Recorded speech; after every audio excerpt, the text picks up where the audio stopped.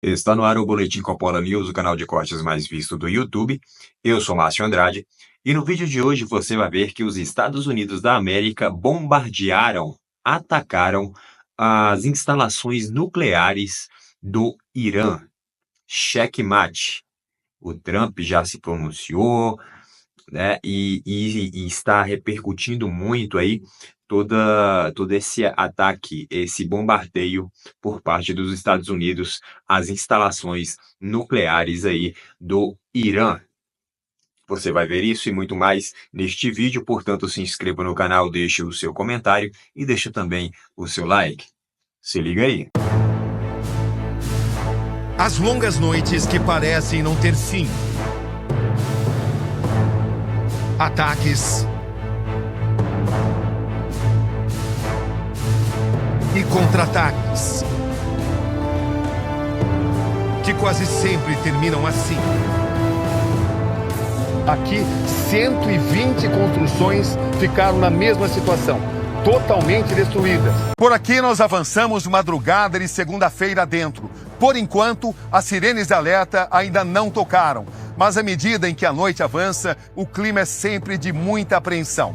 Nós estamos entrando no 10º dia de guerra e as incertezas são muitas. Com o ataque dos Estados Unidos ao Irã, a retaliação veio nas primeiras horas do domingo e de forma muito agressiva, como nós vamos mostrar agora em nossa cobertura exclusiva.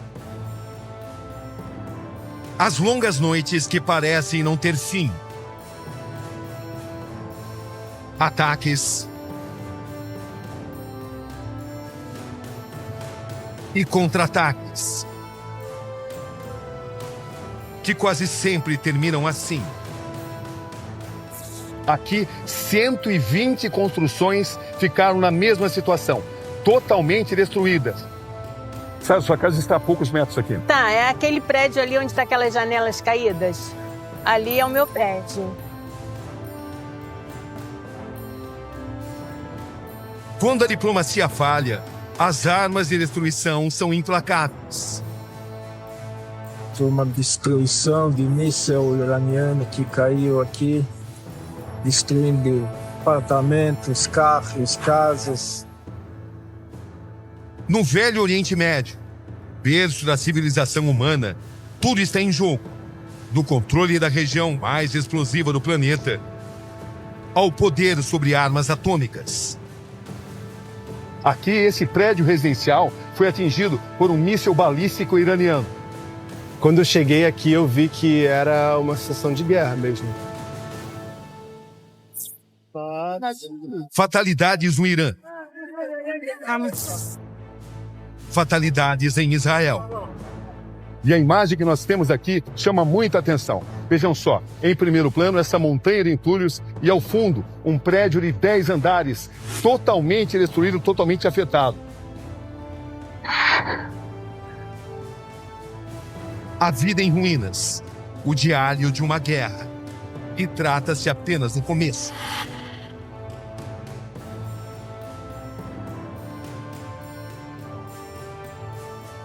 É noite de quinta-feira, quando avistamos enfim as luzes de Amã. E assim desembarcamos da capital da Jordânia, vizinha a Israel. Na manhã do dia seguinte, já estamos na estrada. Esta é, no momento, a melhor oportunidade de acesso ao território israelense. São cerca de 100 quilômetros cruzando o deserto, um dos pontos mais estratégicos na atual guerra entre Irã e Israel. Desde que a guerra entre Israel e Irã começou no dia 13, o espaço aéreo israelense foi fechado. O da Jordânia também, mas foi reaberto há alguns dias. Uma rota que pode ser novamente interrompida a qualquer momento. Acabamos de chegar na área da fronteira entre Jordânia e Israel. Todas essas pessoas estão querendo entrar no território israelense. A movimentação é muito grande. E não há tempo a perder. Esse é o último setor de imigração da Jordânia, antes de entrar no território israelense. When did you guys get in? yesterday. Yeah. Encontramos um quadro confuso, quase sempre de desordem e, por vezes, de desespero. Because he's gonna take our passports, then he's gonna call our names. Uma espera angustiante e incerta, onde não existe nenhuma segurança de que o acesso vai ser possível. A situação continua muito caótica. São momentos de ansiedade captados pelos nossos celulares. Gritos e discussões também fazem parte do cenário. Muitos não conseguem entrar. Sob o sol forte, uma chamada improvisada de nomes é o sinal verde para enfim conseguir passar pelas diferentes camadas de verificação da imigração da Jordânia, país que se equilibra entre relações amistosas com os Estados Unidos e Israel e a pressão do mundo islâmico. Nesse ponto, estamos deixando o território da Jordânia. E não só. E enfim a bandeira israelense aparece. Ela marca a entrada em um país em guerra, desta vez com seu inimigo mais poderoso da região. O que era por vezes velado nos últimos 46 anos, agora é conflito oficial e principalmente mortal.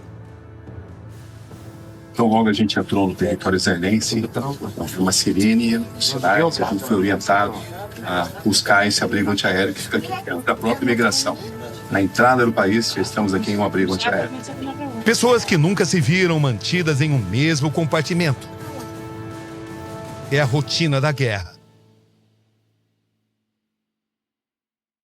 Já é madrugada de domingo no Irã, quando o ataque americano muda a história da guerra. A partir desse momento, americanos e israelenses já sabiam que haveria mais uma forte retaliação do Irã. E ela começa na manhã desse domingo, em Israel. Nesse momento, esse setor de Tel Aviv, onde nós estamos, está sendo pesadamente atacado. Vejam só, daqui a gente observa a fumaça, a questão de 1 quilômetro de distância de onde nós estamos, as sirenes continuam ecoando e a cidade segue sendo atacada por mísseis balísticos iranianos. É sempre uma situação de incerteza e de muita tensão. Esse ataque segue a decisão americana de bombardear 3 instalações nucleares iranianas. Essa é a primeira retaliação em grande escala aqui em Tel Aviv, o principal centro econômico do país. Quando as sirenes cessam, avançamos por Israel e começamos a registrar os efeitos das respostas iranianas em diferentes pontos. Estamos nesse momento chegando no bairro de Ramat Aviv. Essa foi a explosão que eu pude documentar diretamente da sacada do meu quarto de hotel. Ramat Aviv é conhecido por ter um centro comercial. Daqui eu consigo já me aproximar do prédio que foi mais afetado. Vejam só como ficaram aquelas janelas. O prédio foi parcialmente afetado. É uma situação caótica, mas o prédio ainda se mantém íntegro. Vejam só, segundo as informações que nós pudemos apurar junto à Defesa Civil israelense, aqui nesse local, pelo menos 4 pessoas ficaram feridas.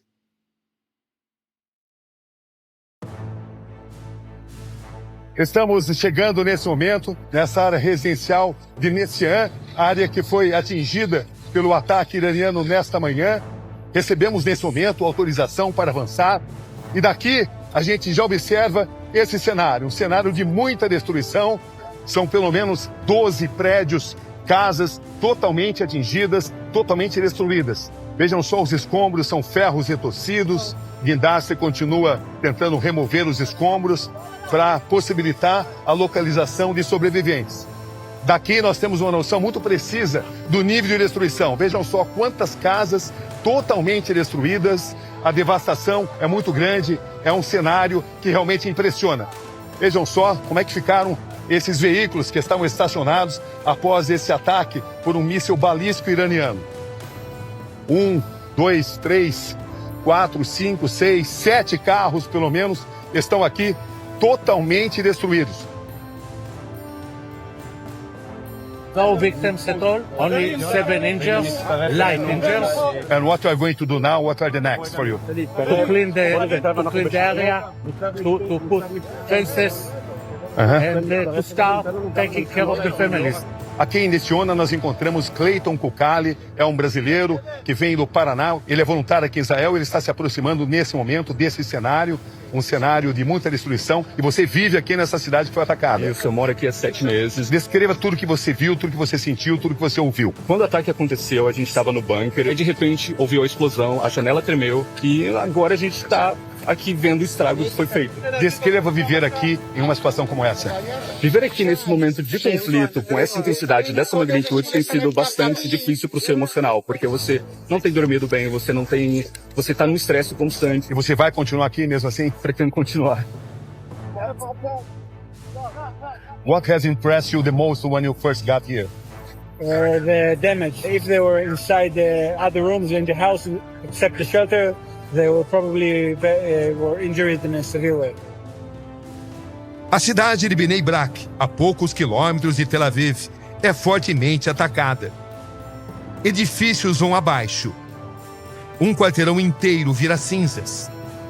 Dezenas de pessoas são feridas. Um homem de 80 anos não sobrevive. Estamos nesse momento chegando em Nessiona, a 20 quilômetros de Tel Aviv. É um dos primeiros assentamentos judaicos da história de Israel e as informações são de que aqui houve um ataque iraniano. Nessiona é também conhecida por ter um importante centro tecnológico, e exatamente por isso, um local visado. Estamos na região central de Israel e, nesse momento, estamos tendo acesso a um dos locais mais afetados dessa guerra. Aqui funcionava o Instituto Weizmann, mais especificamente o Departamento de Biologia. Aqui, pesquisas importantes como de câncer, de Alzheimer e de outras enfermidades eram realizadas. E tudo aconteceu muito rapidamente. O Instituto Weizmann foi atingido por 2 diferentes mísseis, e esse foi um dos locais mais afetados. Ao todo, 5 edifícios foram, de certa forma, impactados. Aqui, a destruição foi muito grande. Show me what has been lost here, please, Professor. This building is the home for all the cancer research in our institute. More than 20 research groups only in this building, and the vast majority of research done in this building is gone. Estamos chegando a outro setor do Instituto Weizmann, também duramente afetado pelo ataque iraniano. O prédio do Departamento de Química, que seria inaugurado em novembro. Aqui a construção foi atingida bem na parte central dela. Vejam só, dá para a gente perceber onde o míssil atingiu esse prédio. Tudo foi destruído. Um cenário de completa devastação. If we develop new treatment to cancer or multiple sclerosis like we did in the last few decades, even Iranians are using this. Prepare-se agora para imagens fortes. No final da tarde deste domingo, finalmente recebemos autorização para entrar na cidade israelense mais afetada desde que a guerra com o Irã começou. Estamos em Bat-Yam, cidade de 120 mil habitantes nos arredores de Tel Aviv. O que eu tenho diante dos meus olhos é um verdadeiro teatro dos horrores. A gente vai percorrendo os nossos olhos e a nossa câmera pelos cenários que nós encontramos aqui em Bat-Yam e encontramos sempre imagens semelhantes. Veja só esse carro no meio de ferros retorcidos. Se nós andarmos um pouco mais com as nossas câmeras, vamos chegar aqui nessas pedras e no meio delas a gente pode enxergar esse sapatinho de criança. Vejam só a situação desse prédio de 10 andares. Não sobrou absolutamente nada. Os ataques iranianos aconteceram em 2 dias diferentes. 2 mísseis provocaram essa destruição. Constatamos que 9 pessoas morreram aqui em Bat-Yam, incluindo 5 pessoas de uma mesma família. Uma família de ucranianos que veio para Israel para fazer o tratamento de câncer de uma criança de apenas 12 anos. Apenas o pai dessa família se salvou porque ele permaneceu na Ucrânia lutando na guerra contra a Rússia. No meio dos escombros, converso com o prefeito de Bat-Yam, Tzvika Brot. And as you can see, we have no secret military bases around it. This is strictly a civilian population here. And how many buildings have been destroyed? We have more than 120 buildings that got hit from one missile. E ali morava Sara Salomão, cozinheira brasileira do Rio de Janeiro, radicada aqui em Israel há cerca de 5 anos. Você perdeu praticamente tudo. Tudo. Esse prédio vai ser demolido. Quanto tempo antes do míssil atingir esse bairro você conseguiu ir pro bunker? Há uns 10 minutos antes que eles avisam. E isso salvou sua vida? Isso salvou minha vida. O Lula está criticando o Trump referente às ações que ele irá tomar lá na Palestina. Que parece que o Trump está querendo ir para a Palestina, limpar o caos que existe lá e entrar na Palestina, tomar a Palestina, deixar uma Palestina digna novamente para a população, para os palestinos. Né? E para limpar a Palestina, obviamente que os ratos terão que sair da Palestina, que é justamente o Hamas. O Hamas é que manda ali na faixa de Gaza, né? E o Trump está querendo realmente entrar com muita força ali contra o Hamas e pegar ali e fazer algo pelos palestinos, porque os palestinos vivem ali em um regime muito autoritário, né? Um regime de ditadura ferrenha, né? Um regime de vida ou morte. E o Hamas, eles usam os palestinos como escudo. Então o Donald Trump está querendo implementar todas as suas políticas e para que isso aconteça, com certeza vai haver um certo conflito ou um conflito direto com o grupo do Hamas. E aí o Lula aqui no Brasil, perante essa notícia de que o Trump vai executar essa política essa ação lá na Palestina, ele simplesmente vem à mídia dizer que o Trump está querendo fazer uma loucura, que muitos palestinos irão morrer e que etc, etc, etc.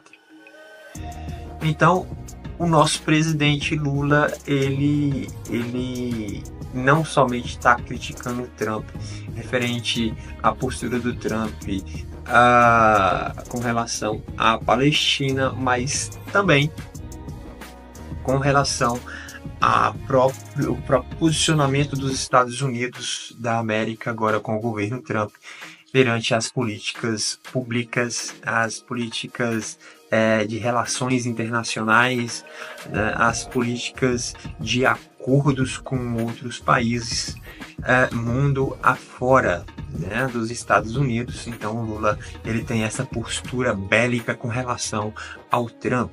Ele não tinha postura bélica com relação ao Biden, mas tem com relação ao Trump, porque o Trump é do Partido Republicano, ou seja, o Trump representa a direita de volta ao poder nos Estados Unidos da América, e todo mundo faz cara feia para ele. Todo mundo que eu digo são aqueles países que têm uma tônica, né, autoritária, têm uma tônica de ditadura. Obviamente que esses países que têm essas características vão fazer birrinha com Donald Trump, vão querer entrar em confronto com Donald Trump, e Donald Trump tá cagando para essas autoridades desses países, para os presidentes desses países, porque no fundo, quem manda na bagaça toda é justamente os Estados Unidos da América, e não necessita em absolutamente desses países para poder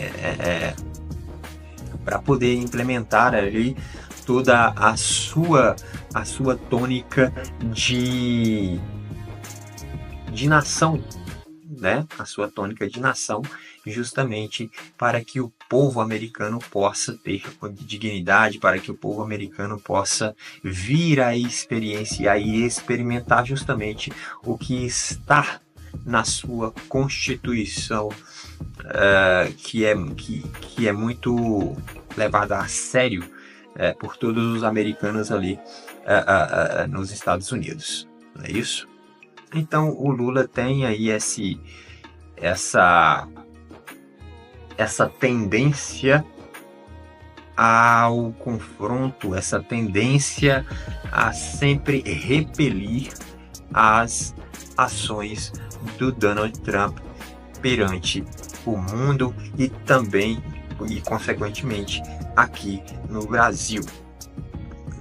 Ele, no vídeo aí, ele fala que o Trump tem que esquecer os outros países e cuidar do seu terreiro, cuidar do seu próprio país, cuidar do seu próprio povo e esquecer os outros países, não querer ficar aí tentando governar outros países. Só que o Lula esquece que existem relações internacionais, comerciais, diplomáticas, etc, etc e etc. Parece que ele não está muito interessado nisso. O Brasil está caindo aí em frangalhos, está em frangalhos aí economicamente, e o Lula me parece que não está nem um pouco preocupado com isso. Agora imagine se vir sanções, tarifações, né, para o Brasil, né, dos Estados Unidos para o Brasil. A política econômica do Brasil melhora ou piora? Vamos ver o que é que o Lula vai fazer com relação a esse mecanismo de parceria, né, Brasil-Estados Unidos. Se inscreva no canal, deixa o seu comentário e deixa também o seu like. Até breve.